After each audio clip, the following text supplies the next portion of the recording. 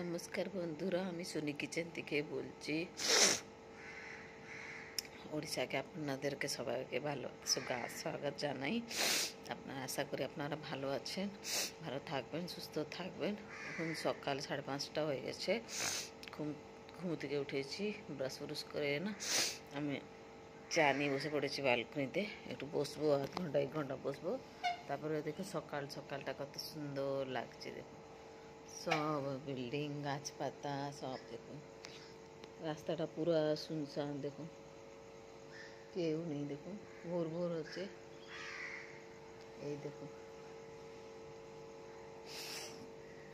আর সামনে গণেশ পুজো চলে আসছে। 7 তারিখে গণেশ পুজো চলে আসছে।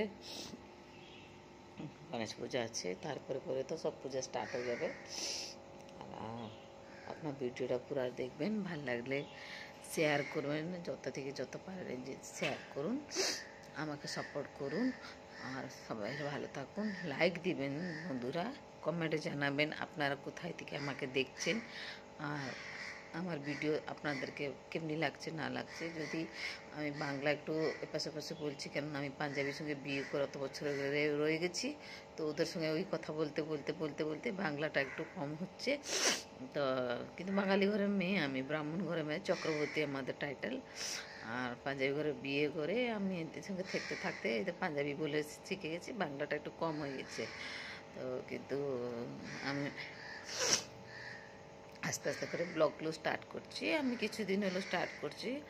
আমার ভিডিওটা দেখবেন, পুরো দেখবেন, আর ভাল লাগলে লাইক দিবেন, কমেন্ট করবেন, আর কমেন্টে লিখবেন কোথায় থেকে দেখছেন, আমার ভিডিওটা আপনাদেরকে ভাল লাগছে না ভাল লাগছে, কি আমার ভয়েসটা আপনাদেরকে ভাল লাগছে না ভাল লাগছে। আর রান্না এখন করিনি, রান্না 8টার সময় করবো, রান্না করলে আরেকটা ভিডিও করবো রান্নাতে। এখন একটা সবসময় সকালে অভ্যাস হয়েছে, একটা ছোটো একটা ব্লগ করে আমি রাখি আর এতে দিই। হ্যাঁ, আর শেয়ার করবেন বন্ধুরা। আপনার সবাইদেরকে রিকোয়েস্ট আছে, সবাইদেরকে আপনার সব সাপোর্ট করছেন, তো আমাকে भी সাপোর্ট করুন প্লিজ। সব শেয়ার করুন, ভালোতে থাকুন, নিজের খেয়াল রাখুন।